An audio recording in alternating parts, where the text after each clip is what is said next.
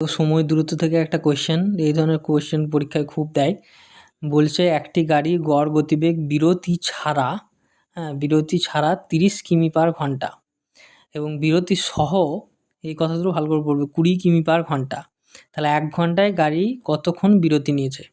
তো এই অঙ্ক করার জন্য একটা তোমাদেরকে ট্রিক বলে দিচ্ছি, যেটা ফর্মুলাতে বসিয়ে দিলেই এই অঙ্কটা হয়ে যাবে। কি তোমরা করবে, a-b/a, আর যেহেতু 1 ঘন্টায় বলেছে তাহলে ইন্টু 60, ঠিক আছে? তো এবার a মানে কি? a মানে হচ্ছে, এখানে a সমান হচ্ছে প্রথম স্পিড, মানে এইটা 30টা, আর b মানে হচ্ছে দ্বিতীয় স্পিড, মানে 20 কিমি/ঘন্টা। তাহলে এবার বসিয়ে দাও, 30 - 20/30 ইন্টু 60। তাহলে উপরে হয়ে যাবে তোমার 30 - 20 মানে 10 বাই 30 ইন্টু 60। হ্যাঁ, তাহলে এটা 2 দিয়ে কেটে গেল, তাহলে 10 দিয়ে অ্যান্সার হয়ে গেল 20।